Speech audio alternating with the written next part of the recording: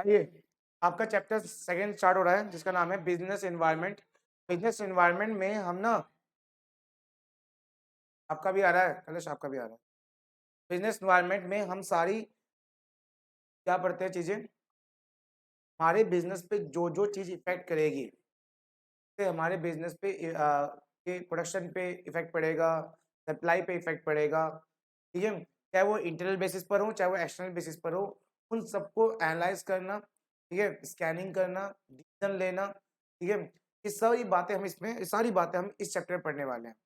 ठीक है, जितना मैं अभी बोल रहा हूँ कि बिजनेस एनवायरनमेंट क्या है, बिजनेस एनवायरनमेंट मतलब बिजनेस एनवायरनमेंट में ऐसे कौन कौन से फैक्टर्स हैं जो आपके बिजनेस पे इफेक्ट कर सकते हैं। एनवायरनमेंट मतलब आपके इंटरनल एनवायरनमेंट भी और एक्सटर्नल एनवायरनमेंट भी।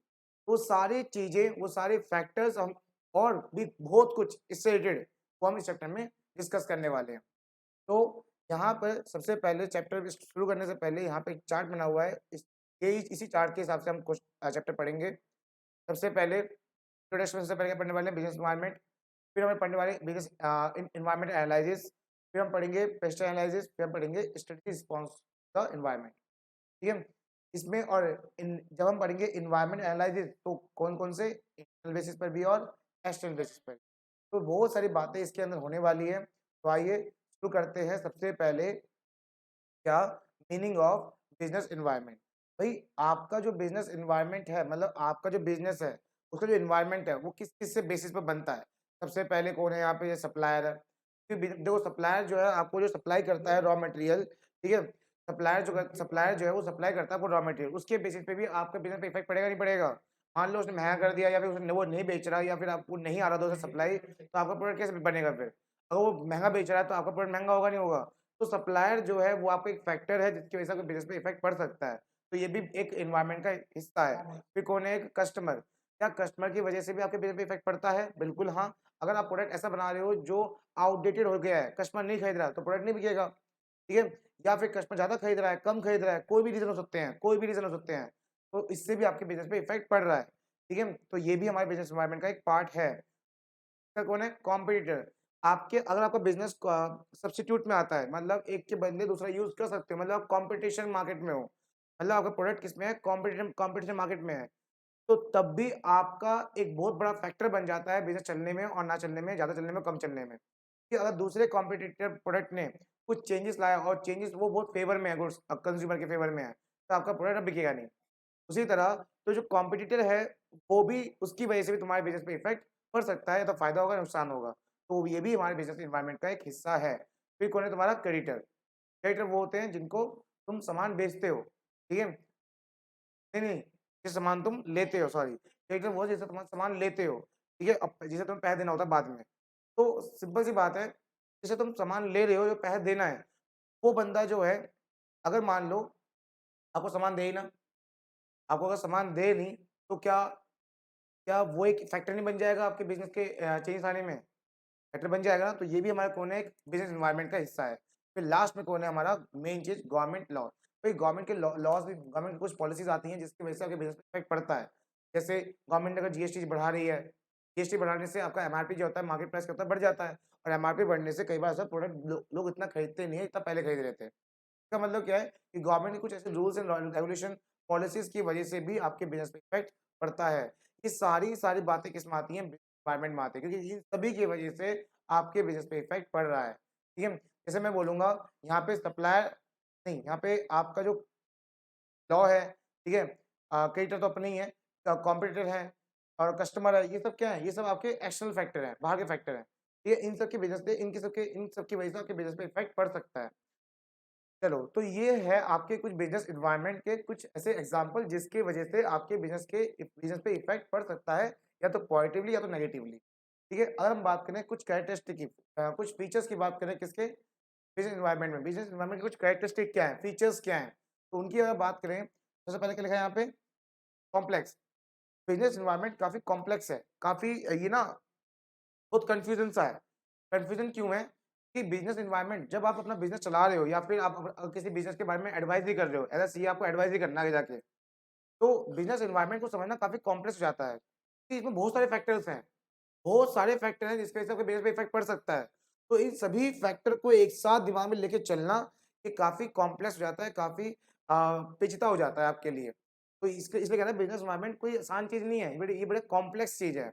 ये हर चीज़ की नॉलेज आपको रखनी पड़ेगी, ठीक है? लॉ की भी, सप्लायर की भी, डेटर्स की भी, क्रेडिटर की भी, कस्टमर की भी, ठीक है?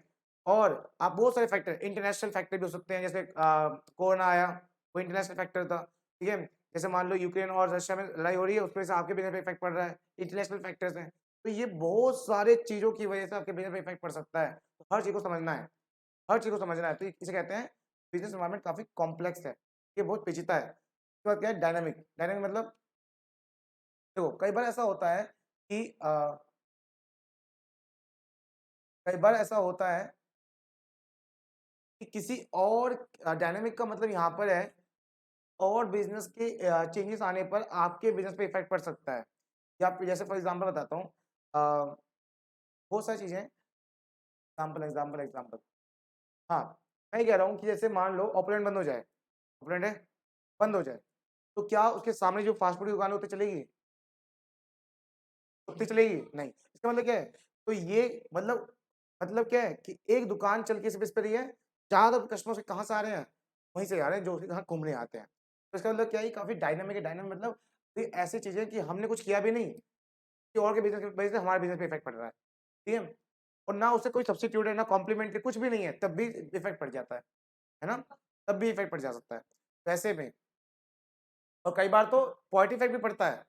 तो नेगेटिव इफ़ेक्ट बात कर रहा हूँ, कई बार पॉजिटिव इफ़ेक्ट भी पड़ जाता है। फॉर एग्ज़ाम्पल कोरोना की वजह से फ़ायदा किसका हुआ? मेडिकल शॉप वालों का, ठीक है? सैनिटाइज़र कंपनी का और मास्क बनाने वाली कंपनी का। तो ये क्या है काफ़ी डायनामिक है मतलब किसी और की वजह से हमारे पे न नेगेटिव इफ़ेक्ट पड़ सकता है या फिर पॉजिटिव इफ़ेक्ट पड़ सकता है। तो ये सब बातें भी इसके अंदर होती हैं। फिर है मल्टीफेसेटेड, मल्टीफेसेटेड मतलब कि वही है देखो मल्टीप्लिसिटी में आ जाता है वही सब बातें, क्या अभी एक कंपनी की वजह से दूसरी कंपनी पे इफ़ेक्ट पड़ना, ठीक है? डायनामिक का मतलब देखो मैंने यहाँ जो मैं आपको एग्ज़ाम बता रहा हूँ, आपको लगेगा डायनामिक में सेम एग्ज़ाम्पल है। जो मैं आपको एग्ज़ाम बता रहा हूँ पहले वाला वो पूरा अप्लाई यहाँ होता है। डायनामिक में वो मैंने एग्ज़ाम्पल सेट किया है, और भी बातें होती हैं डायनामिक में। डायनामिक मतलब काफ़ी ज़्यादा अ, चेंजेबल प्रोडक्ट होता है हमारे यहाँ। जैसे फॉर एग्ज़ाम्पल जैसे कैसे बताऊँ? डायनामिक जैसे आपका बिज़नेस है और आपको लग रहा है कुछ अचानक से कुछ चेंज होने वाला है। तो आप अपने प्रोडक्शन को वैसे ही नहीं रखते। बताता हूँ, एक बताता हूँ। बिल्कुल, एक और बताता हूँ। भाई डायनामिक कैसे? गाज़ियाबाद में ओपुलेंट का मैं सुनने में आया था, ओपुलेंट का जो ओनर है ना, मार्च में लगा लॉकडाउन, मार्च 23 को लॉकडाउन लगा था, उसने फरवरी से मास्क बनाना शुरू कर दिया था। और मार्च में जो फर्स्ट लॉकडाउन लगा था, उसमें 5 बजे आपने थाली बजाई थी, ठीक है? उस दिन भी हम लोग इतने सतर्क नहीं थे कि मास्क पहनना है, सैनिटाइज़र लगाना है। लेकिन एक ऐसा वो जो ओनर था, उसने गाज़ियाबाद में मास्क बनाने की फैक्ट्री लगा दी कब? फरवरी में ही। क्योंकि वो अब सोच क्या रहा है? वो उस फैक्टर को सोच रहा है जो इंटरनेशनल बेसिस पर है। ये आएगा, ये फैक्टर यहाँ पे आएगा और मैं इससे कमा लूँगा। तो बहुत लोगों का नुकसान हुआ पर उसका क्या हो गया फ़ायदा। तो ये काफ़ी मतलब बहुत इतनी बड़ी फैली हुई चीज़ है बिज़नेस एनवायरनमेंट कि आपको बहुत बड़े लेवल पे सोचना पड़ सकता है। छोटा-मोटा नहीं है ये चीज़ें, ठीक है? मल्टीपल में क्या आ जाएगा जो मैं आपको एग्ज़ाम्पल बता रहा था बिल्कुल एग्ज़ैक्ट कौन-सा? किसी और की वजह से भी आपके बिज़नेस पे इफ़ेक्ट पड़ सकता है, या तो फ़ायदा होगा या तो नुकसान होगा, ठीक है? जैसे मैं कह रहा हूँ, जब कोरोना आ गया, कोरोना की वजह से बहुतों को नुकसान भी हुआ, बहुतों का फ़ायदा भी हुआ। फ़ायदा कैसे? देखो, जब कोरोना आया तो बहुत लोगों ने बहुत मतलब इवन मैंने भी वाई-फाई तभी लगवाया था अपने घर में। इसका मतलब क्या है कि डिमांड किसकी बढ़ गई? नेट की। तो बहुत लोग खाली बैठने लगे और लोगों ने क्या यूज़ किया, आपने देखा होगा कई बार उस टाइम पे नेट की स्पीड भी डाउन हो गई थी, आपके फ़ोनों की। क्यों? क्योंकि सब लोग घर पे मोबाइल चला रहे थे। ठीक है? तो उस टाइम मुझे मुझे खुद में वाई-फाई लगवाना पड़ा था उस टाइम पे क्योंकि नेट बहुत स्लो हो गया था। तो ये क्या है? किसी का बिज़नेस बंद हो रहा है तो किसी का बिज़नेस बढ़ रहा है। मल्टीफेसेटेड मतलब बहुत सारे इसमें फेसेस हैं। किसी को फ़ायदा हो रहा है, किसी को नुकसान हो रहा है। ठीक है? और सुनो जैसे फॉर एग्ज़ाम्पल उसी टाइम पे अगर मैं कह रहा हूँ कि आपको लग रहा है कि ये सारे जो कंप्यूटर दुकान बंद थे, तो इनका बिज़नेस बंद था? नहीं, इनका बिज़नेस नॉर्मल डे से दुगना हो गया था। क्योंकि मोबाइल और लैपटॉप बहुत ज़्यादा बिके थे क्योंकि उन्होंने क्या कर दिया था? ऑनलाइन पढ़ाना शुरू कर दिया। तो जहाँ जिसके बिज़नेस डाउन हो रहे थे, वहीं पे बहुत लोगों के बिज़नेस बढ़ भी रहे थे। तो क्या एक ही मैं क्या कह रहा हूँ, रीज़न क्या है? कोरोना।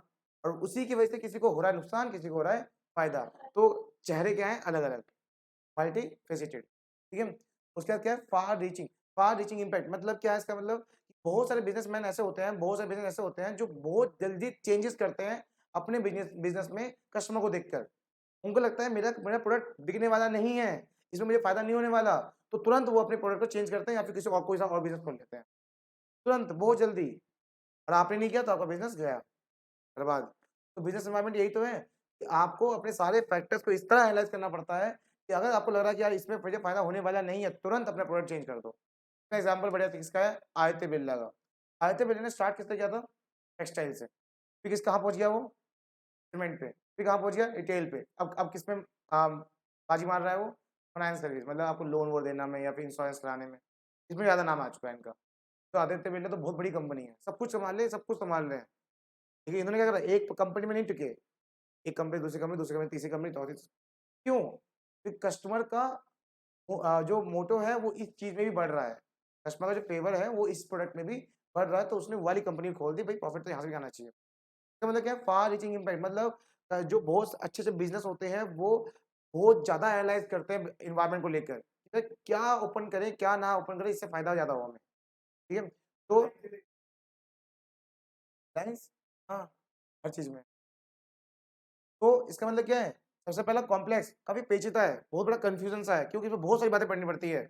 आपको अगर एज अ सीए इसको एडवाइस भी करना है तो आपको इतनी नॉलेज होनी चाहिए हर सब्जेक्ट के बारे में, तो क्या है मतलब सब कुछ पढ़ना पड़ेगा, सब कुछ एक छोटे से दिमाग में लाना पड़ेगा आपको, ठीक है। बिजनेस एनवायरनमेंट डायनामिक मतलब तुरंत कुछ भी चेंज हो सकता है, कहीं भी कुछ भी इफेक्ट पड़ सकता है आपके बिजनेस पे, फायदा भी और नुकसान भी। मल्टीप्लिसिटी मतलब कोई भी अगर रीजन आया, कोई भी फैक्टर अगर हमारे इकोनॉमी बिजनेस में आता है, हमारे इन्वायरमेंट में आता है, उस फैक्टर की वजह से जरूरी नहीं नुकसान नुकसान हो, का उससे फायदा भी हो जाता है, ठीक है। उसके बाद लास्ट क्या था कि बिजनेस जो होते हैं वो फैक्टर्स को देखकर अपने बिजनेस को इस तरह बदलते हैं सर्वाइव करने के लिए। आदित्य बिरला कंपनी बहुत सालों पहले से है, आज भी है, कि उसने देखा कि एक बिजनेस में अगर प्रॉफिट नहीं हो रहा है तो एक काम को दूसरा बिजनेस करो, प्रॉफिट यहाँ से भी थोड़ा बहुत होगा, यहाँ से भी होगा, मतलब हमारा नाम तो रहेगा ही रहेगा। रहने के लिए क्या कर रहे हैं ये, जो को एक्सेप्ट कर रहे हैं और चेंजेस लेके आ रहे हैं, ठीक है। चलिए अब बात करते हैं कि हमारे लिए जरूरी क्यों है, बिजनेस एनवायरनमेंट जरूरी क्यों होता है, इंपॉर्टेंस ऑफ बिजनेस एनवायरनमेंट, क्या जरूरी है इसके अंदर। सबसे पहला क्या लिखा है इसमें, डिटरमाइन अपॉर्चुनिटीज एंड थ्रेट, मतलब देखो बहुत सारी चीजें इफेक्ट करेंगी हमारी इकोनॉमी में, हमारे इन्वायरमेंट में, बहुत सारी चीजें हैं, पर आपको आइडेंटिफाई करना है कि क्या ये आपके लिए मौका है या फिर आपके लिए नुकसान है। जैसे कोरोना जब आया था तो मैं कहता हूँ ओपलैंड के मालिक ने 1 महीना पहले, जहाँ हमें यही नहीं पता था कि भाई मास्क पहनना ही नहीं पहनना, उसने 1 महीना पहले प्रोडक्शन चालू कर दी। इसका मतलब क्या है, उसने एक मौके को अपॉर्चुनिटीज, मतलब एक ऐसे एनवायरनमेंट फैक्टर को क्या बना लिया, उसने एक मौका बना लिया कमाने का, और किसी-किसी को उससे नुकसान भी हुआ। तो आपको एनालाइज़ करना है कि यार ये जो होने वाला है, ये मेरे लिए अपॉर्च्युनिटी होने वाली है, हमें इससे फ़ायदा कब होगा या मुझे इससे नुकसान होगा। अगर फ़ायदा होगा तो कितनी अच्छी बात है, और नुकसान होगा तो पहले क्या कर लेते हो, आप क्या कर लेते हो, पहले से कुछ पॉलिसी बना लेते हो अपनी फर्म की, ताकि नुकसान कम से कम हो, है ना?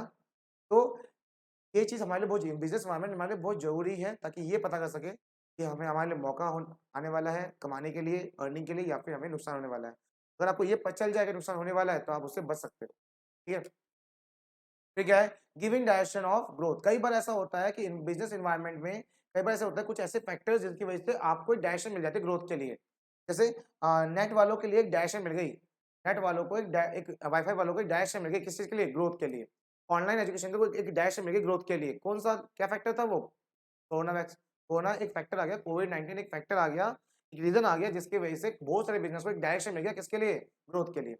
तो कई बार ऐसा एनवायरनमेंट आपके सामने आने वाला है, जिसको आपको देख के समझना है कि ये अपॉर्चुनिटीज़ है या फिर थ्रेट है, हमारे लिए मौका है या फिर नुकसान है। और फिर आपको ये भी देखना है कि यार अगर ये फ़ायदा है हमारे लिए, तो किस डायरेक्शन में हमारी ग्रोथ होने वाली है, किस डायरेक्शन में हमारी ग्रोथ होने वाली है, ठीक है? चलिए, फिर है कंटीन्यू लर्निंग। कई बार ऐसा होगा कि आप जो फैक्टर्स चेंजेस होते रहते हैं हमारे एनवायरनमेंट में, जो फैक्टर्स आते रहते हैं, नए-नए फैक्टर आते रहते हैं, जाते रहते हैं, इससे आपको काफ़ी सीखने को मिलेगा। फॉर एग्जाम्पल, भाई 1 साल हुआ है बिज़नेस चलाए हुए, 1 साल में कोई बहुत कुछ नहीं सीखते आप, साल में बहुत कुछ नहीं सीखते, पर एक्सपीरियंस तो मिल गया ना 1 साल का। अगर मान लो किसी वजह से आपका बिज़नेस डाउन हुआ और आप तैयार नहीं थे, उस वो फैक्टर्स की वजह से आप तैयार नहीं थे, अगली बार होने वाला है फिर से, तो आप पहले के सतर्क हो जाओगे। मतलब आपने सीख रहे हो, हर दिन सीख रहे हो, ताकि दोबा फॉर एग्जाम्पल आपका कोई ऐसा डिसीजन जिसकी वजह से आपको लॉस हो गया, डिसीजन डिसीजन लॉस हो गया, दोबारा वो डिसीजन लोगे नहीं। तो क्या हुआ, आपने सीखा उस डिसीजन से। तो बिजनेस में क्या होता है, आप कंटिन्यूअसली आप कुछ ना कुछ डेली बेस पे सीखते रहते हो, सीखते रहते हो, सीखते रहते हो। ठीक है, तो ये इसका एक इंपॉर्टेंस है। आप बिजनेस एनवायरनमेंट हमारे लिए क्यों इंपॉर्टेंस है, पहले तो आप जानते हो कि यार हमारे लिए फायदा होने वाला है, नुकसान होने वाला है। अगर फायदा है तो किस डायरेक्शन में ग्रोथ होने वाली है। तीसरा क्या है कि हम इसमें लगातार सीखते रहते हैं। फोर्थ क्या है, इमेज बिल्डिंग। कई बार ऐसा मौका मिलेगा कि आपको अपनी फर्म की को बिल्ड करने का मौका मिल जाएगा।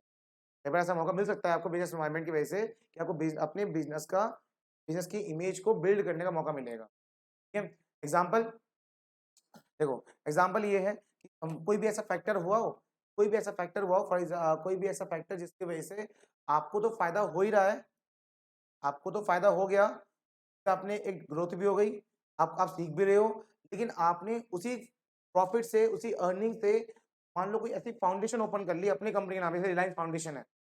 रिलायंस फाउंडेशन एक है, तो क्या करता है, जो गरीबों की हेल्प करता है।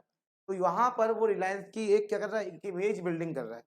तो जब आप बिजनेस एनवायरनमेंट को देखते हो, भैया की वजह से क्या मुझे मौका मिलने वाला है या मुझे नुकसान होने वाला है।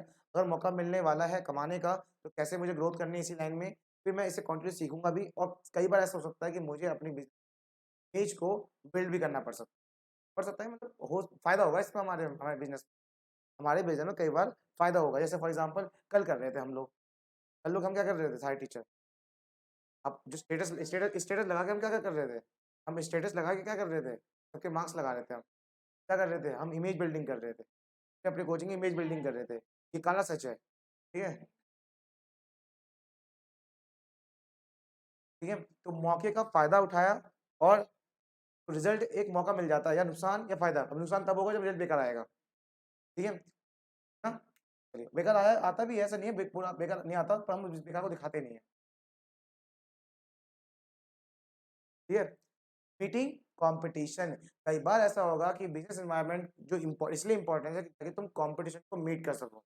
जब तक कंपटीशन मीट नहीं करोगे तब तक आगे नहीं बढ़ पाओगे। मैं कह रहा हूँ, अगर आप कोई प्रोडक्ट बेच रहे हो और आसपास कोई और बंदा बेच ही नहीं रहा, तब अपनी मनमानी करोगे और शायद प्रोडक्ट को अच्छा बेचोगे भी ना, तब भी कस्टमर आपके पास आएंगे। लेकिन अगर कॉम्पिटिटर आ जाएंगे, तो आप अपने प्रोडक्ट भी अच्छा बेचोगे और साथ साथ कुछ इनोवेशन भी लेके आओगे, और इनोवेशन लेके आओगे तो ग्रोथ होगी। तो इन्वायरमेंट जो है हमारा इसलिए इंपॉर्टेंस है क्योंकि इससे क्या हो सकता है, आपको कंपटीशन से मिलना पड़ेगा, कंपटीशन को फेस करना पड़ेगा। कंपटीशन एक बार फेस कर लिए ना, तो बाकी समझ लो कि आपकी ग्रोथ होने वाली है। फिर देखो कंपटीशन, जैसे फॉर एग्जांपल नोकिया है, नोकिया ने कंपटीशन को फेस नहीं किया।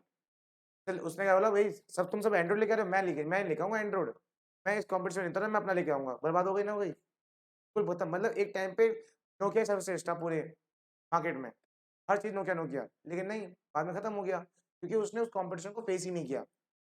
एंड्रॉइड वाले कंपटीशन को फेस ही नहीं किया कि नहीं हम अपना विंडो लेके आएंगे।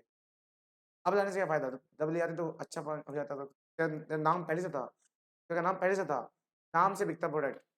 ना बता, फीचर नहीं बताता ना तब भी बिकता प्रोडक्ट। अब बताना पड़ रहा है तब भी नहीं बिकता, कि अब वो नाम गया। समझ में आया, तो क्यों इंपॉर्टेंस है हमारे लिए बिजनेस एनवायरनमेंट। पहला क्या था, हमें इससे पता चलता है कि हमारे लिए फायदा है या नुकसान। दूसरा, हमें इससे एक डायरेक्शन मिल जाती है ग्रोथ के लिए। तीसरा क्या था, कॉन्टिन्यूसली हम लर्निंग करते रहते हैं। और फोर्थ क्या है, मीटिंग कंपटीशन। और फिफ्थ क्या था, इमेज बिल्डिंग। अब अपनी को बिल्ड करते हो, अपने फर्म की बिजनेस बिल्ड करते हो। अब आते हैं हम किस पे, कि आखिर ऑर्गेनाइजेशन का मतलब, मान लो जैसे एक बिजनेस है, एक बिजनेस का और इन्वायरमेंट का क्या रिलेशन है, आप खुद सोचो। आपका अगर बिजनेस चल रहा है, क्या आपका इन्वायरमेंट से कोई रिलेशन नहीं है, चल ही उसी वजह से रहा है, तो उसे क्या क्या रिलेशन है वो हमें पढ़ना है इसमें। मतलब आपका बिजनेस कैसे रिलेटेड है इन्वायरमेंट से, कैसे किस तरीके से रिलेटेड है। पहला क्या है, एक्सचेंज ऑफ इंफॉर्मेशन। दोनों आपस में क्या करते हो, इंफॉर्मेशन एक्सचेंज करते हो। कैसे भाई, गवर्नमेंट ने बोला न्यूज पे कि हम अपना जीएसटी रेट बढ़ा रहे हैं, तो ये आपने इन्फॉर्मेशन लिया ना, कहाँ से लिया, इन्वायरमेंट से इन्फॉर्मेशन लिया। अब इस इन्फॉर्मेशन को आप अपने बिजनेस में लागू करोगे और अपना फिर से अपना प्रोडक्ट को सेल करोगे। कैसे आपको सेल करना है नहीं करना, वो आप डिसीजन लीजिए। पर आपने इन्फॉर्मेशन कहाँ से लिया, एनवायरमेंट से। ठीक है, लेकिन आप सिर्फ इन्फॉर्मेशन देते नहीं हो, देते भी हो कैसे भाई। हमने ना अकाउंट में पढ़ा था, एक प्रिंसिपल पढ़ा था अकाउंट में, डिस्क्लोजर प्रिंसिपल। क्या होता है कि आपको अपना अकाउंट डिस्क्लोज करना पड़ता है पब्लिक के सामने। आप छुपका के नहीं दे सकते। अगर आप कंपनी है तो आपको आप देखो सारी बड़ी-बड़ी कंपनी के अकाउंट दिखेंगे आपको। फाइनल अकाउंट, बैलेंस शीट सब दिखेगा। क्या कर रहे हैं वो? अपनी इन्फॉर्मेशन किसको दे रहे हैं? एनवायरनमेंट को दे रहे हैं। तो आपस में क्या कर रहे हैं ये? इन्फॉर्मेशन एक्सचेंज कर रहे हैं। तो बिज़नेस का और एनवायरनमेंट का रिलेशन है किस तौर से? Information of exchange. ये दोनों आपस में क्या कर रहे हैं? एक्सचेंज कर रहे हैं इन्फॉर्मेशन। बिज़नेस भी ले रहा है इन्फॉर्मेशन किससे? एनवायरनमेंट से, और एनवायरनमेंट भी इन्फॉर्मेशन ले रहा है किससे? बिज़नेस से। ठीक है? तो ये हो गया एक तरीके से। अच्छा, कैसे-कैसे इन्फॉर्मेशन, जैसे मार्केट कंडीशन क्या चल रही है, टेक्नोलॉजी क्या हो रही है, सोशल इन्फॉर्मेशन क्या है, डेमोग्राफिक फैक्टर मतलब पॉपुलेशन क्या चल रही है। तो तुम कह रहे हो कि यार मुझे ना ये वाला प्रोडक्ट बेचना है, और उसको बेचने के लिए मुझे पता करना है कि कितनी पॉपुलेशन रहती है यहाँ पर। तो आप ये इन्फॉर्मेशन कहाँ से लोगे? एनवायरनमेंट पब्लिक से लोगे, मतलब डाटा से लोगे कि डाटा कितना है यहाँ पे, मेल कितने, फीमेल कितने हैं, है ना? तो आप बहुत सारे इन्फॉर्मेशन कहाँ से लेते हो? एनवायरनमेंट से लेते हो, और उसी तरह अपनी इन्फॉर्मेशन भी किसको देते हो? एनवायरनमेंट को देते हो। ठीक है? चलिए, आइए एक और, जैसे हाँ, यहाँ पे देखो एक चीज़ लिखा हुआ है, any data having commercial importance is information. Any data having commercial importance मतलब जो आपके बिज़नेस पे के लिए इंपॉर्टेंट हो, कोई भी डाटा, वो क्या है तुम्हारे लिए? इन्फॉर्मेशन। ठीक है? तुम्हारे बिज़नेस के लिए कोई भी डाटा इंपॉर्टेंट है, ठीक है? वो तुम्हारे लिए क्या बन जाएगा? Information. Example, change the government government law for new vehicle engine. मतलब उन्हें गवर्नमेंट ने बोला कि यार ये जो नई व्हीकल इंजन आएंगी वो चलेंगी, बाकी पुरानी वाली इंजन जो है वो हम बैन कर रहे हैं। अब तुम्हारी कंपनी है गाड़ी बनाने की, तो तुमने क्या करा? तुमने वो इन्फॉर्मेशन लिया और तुरंत वो पुराने वाले इंजन बंद कर दिया, अब नए इंजन वाली तुम टेक्नोलॉजी लेके आओगे। ठीक है? अगर नहीं नहीं लेते इन्फॉर्मेशन तो क्या होता? तुम उसी पुराने वाले बना रहे होते और तुम्हारा प्रोडक्ट बिकता नहीं, लॉस हो जाता, है ना? तो ऐसे में क्या है कि आप बहुत सारे फैक्टर्स, बहुत सारी इन्फॉर्मेशन ले रहे हो और साथ-साथ एनवायरनमेंट को दे भी रहे हो। चलिए, फिर क्या ले रहे हो आप बदले में? ठीक है? Exchange of resources. क्या आप रिसोर्सेज लेते हो एनवायरनमेंट से प्रोडक्शन करने के लिए? Factor of production, land, labour, capital, entrepreneurship सब रिसोर्सेज होता है। ये सब कहाँ से ले रहे हो आप? एनवायरनमेंट से ले रहे हो। क्या आप भी बदले में कुछ दे रहे हो? Goods, service. सोसाइटी को तो एनवायरनमेंट बोल रहे हैं अभी। एनवायरनमेंट का मतलब वो नहीं पेड़ पौधे। हाँ, एनवायरनमेंट मतलब वो नहीं है। एनवायरनमेंट मतलब जैसे फॉर एग्जांपल मेरे लिए मेरा बिजनेस का एनवायरनमेंट आप भी हो, बाहर के फैक्टर्स भी हैं। जैसे वो कुछ दिन यहाँ पे हम इलेक्शन के लिए जाते रहे, आते रहे। वो क्या था मैम? एक फैक्टर था प्रोडक्शन ना करने का। कौन-सा? एक्सटर्नल फैक्टर था, है ना? अब मान लो तुम्हें एक सब सब सब एक बुखार हो जाए, फीवर हो जाए तुम लोगों को सबको, तो मैं सर्विस नहीं दे पाऊँगा। ये इतना फीवर हो जाए, तो क्या होगा? ये इंटरनल फैक्टर हो जाएगा। समझ रहे हो? तो ये भी एनवायरनमेंट है मेरा बिज़नेस चलाने के लिए, वो भी एनवायरनमेंट है। समझ में आया? मैं ये कह रहा था एक्सचेंज ऑफ रिसोर्सेज कहते हैं। अगर मैं प्रोडक्शन करने के लिए इन सब रिसोर्स का यूज़ कर रहा हूँ, तो ये आया कहाँ से सब? गवर्नमेंट से आया ना सब कुछ, है ना? उसी तरह मैं भी आप लोगों को गुड्स एंड सर्विस दे रहा हूँ, तो आपके लिए क्या है? रिसोर्सेज है। एग्ज़ाम्पल बताता हूँ एग्ज़ाम्पल। सुनिए एग्ज़ाम्पल क्या है? देखो, ये एक ग्राफिक पैड, देखो, ये ग्राफिक पैड है। देखो, ये ग्राफिक पैड है। इसे बनाया किसी फर्म ने, इसे बनाया किसी फर्म ने। अब यूज़ भी कौन कर रहा है? एक फर्म यूज़ कर रहा है। तो एक फर्म के लिए जो उसने आउटपुट दिया है वो दूसरे मेले के बन गया रिसोर्सेज, है ना? मेले के बन गया ये रिसोर्सेज बन गया। क्या समझे इससे? कि ये कि बिजनेस और एनवायरनमेंट आपस में रिसोर्सेज भी एक्सचेंज करते हैं। बिजनेस को चलाने के लिए आप एनवायरनमेंट से ही लेते हो क्या? रिसोर्सेज, उसे हम कहते हैं factor of production, land, labour, capital, entrepreneurship.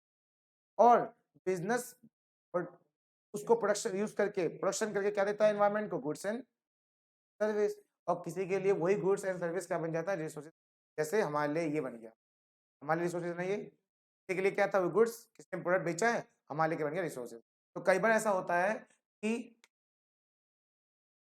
Environment हमारे लिए इसलिए भी जरूरी है, इसलिए रिलेशन अच्छा है हमारा इसके साथ, क्योंकि हम यहाँ से रिसोर्सेज लेते भी हैं और रिसोर्सेज देते भी हैं। क्लियर हो गया? चलिए, अब आते हैं किस पे? Exchange of influence and power. कलेश, इन्फ्लुएंस का मतलब क्या होता है?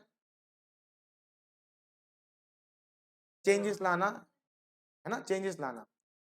पहले हमने देखो, सुनो, एनवायरनमेंट के साथ हमारा रिलेशन क्या है? एनवायरनमेंट के साथ हमारा रिलेशन क्या है? पहले हम क्या क्या एक्सचेंज कर रहे थे? इन्फॉर्मेशन लेना भी और इन्फॉर्मेशन देना भी है।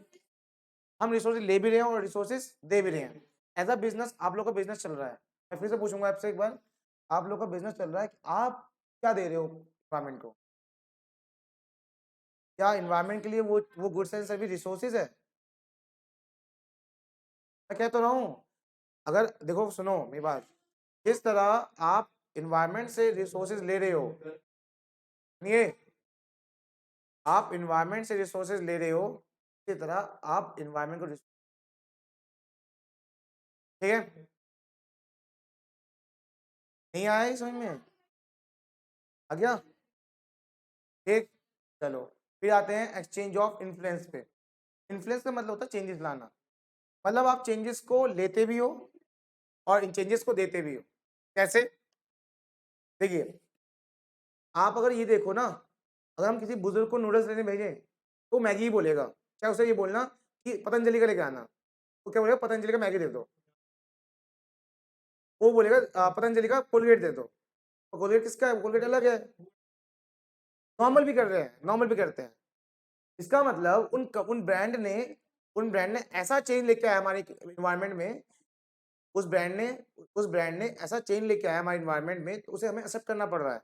अब मैं इस एग्जांपल को यहाँ कैसे पुट करूँ? देखो, कई बार ऐसा होता है कि कोई बहुत सारे ऐसे बिजनेस होते हैं, बहुत सारे ऐसे बिजनेस होते हैं जो चेंजेस को एक्सेप्ट करते हैं और उनकी वजह से चेंजेस आ जाता है मार्केट में। जैसे बताता हूँ, जियो की वजह से चेंजेस नहीं आया मार्केट में।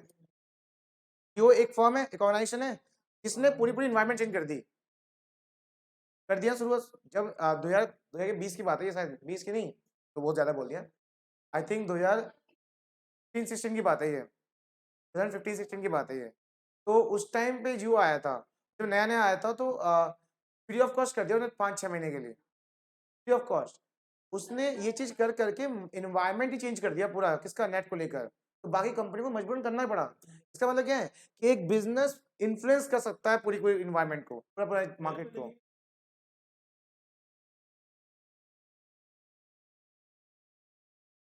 हाँ हाँ हाँ, बिल्कुल बिल्कुल बिल्कुल बिल्कुल। ठीक है, लेकिन क्या पहले था, पहले जियो के पहले ये सब था? नहीं, तो जियो इसी मार्केट में होते हुए भी ना फिर थोड़ा सा अलग चलता है। अभी भी सबसे ज्यादा अर्निंग करने वाला कंपनी जो है वो एयरटेल ही है। एयरटेल है, एयरटेल है, एयरटेल है, एयरटेल है, एयरटेल है। नहीं नहीं नहीं नहीं नहीं, कमाने वाला नहीं बोल रहा मैं, पर पर्सन ज्यादा कमाने वाला, पर पर्सन ज्यादा कमाने, पर पर्सन अर्निंग कितनी है? पर पर्सन अर्निंग ज्यादा किसकी होती है? एयरटेल की। चाहे ज्यादा कमाता हो कौन हो, पर ज्यादा कोई जियो कमाता हो, पर हर पर पर्सन की अर्निंग से ज्यादा एयरटेल की है। हाँ, तो सिंपल सी बात है कि भैया जिस तरह एक ऑर्गेनाइजेशन एनवायरनमेंट में इन्फ्लुएंस ला सकता है, उस तरह एनवायरनमेंट में कोई चेंजेस आए तो वो चेंजेस को एक बिजनेस को भी एक्सेप्ट करना पड़ेगा। जैसे ये, जैसे सारी कंपनी ने एंड्रॉइड को एक्सेप्ट किया बट नोकिया ने नहीं किया, नहीं किया तो सबने चला। तो एक ऑर्गेनाइजेशन पूरे पूरे मार्केट को चेंज कर सकता है और चेंज करे हुए एनवायरनमेंट को एक ऑर्गेनाइजेशन एक्सेप्ट भी कर सकता है। तो ये क्या एक्सचेंज हो रहा है यहाँ पे? इन्फ्लुएंस या फिर पावर को एक्सचेंज कर रहे हैं। ठीक है, समझ में आया?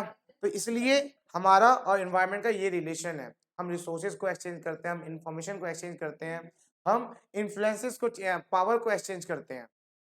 Business to environment, environment to business के बाद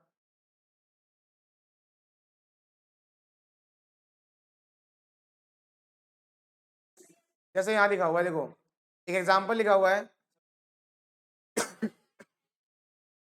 एक एग्जाम्पल लिखा हुआ है कि Patanjali endorse by Baba Ramdev is now a big player in the industry and the giving the tough competition to the well established FMGC player। सुनिए, हो रहा है, हो क्या रहा है?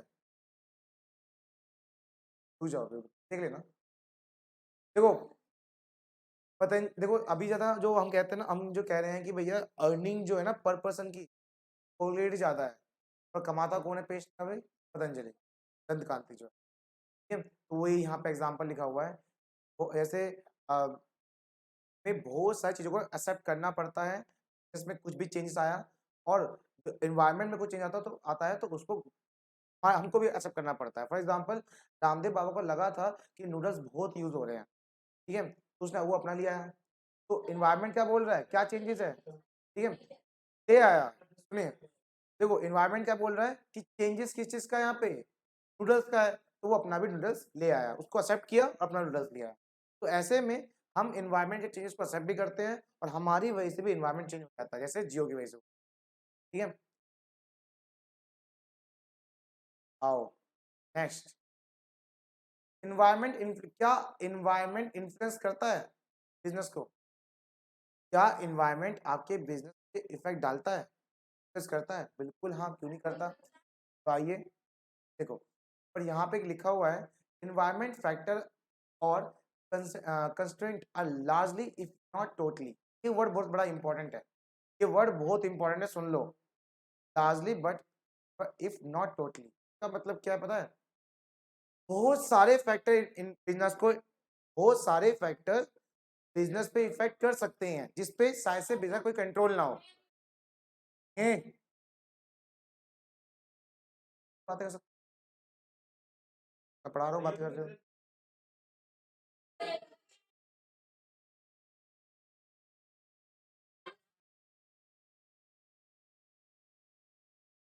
रुक जाओ, चलो चलो चलो चलो, ठीक है ठीक है ठीक है।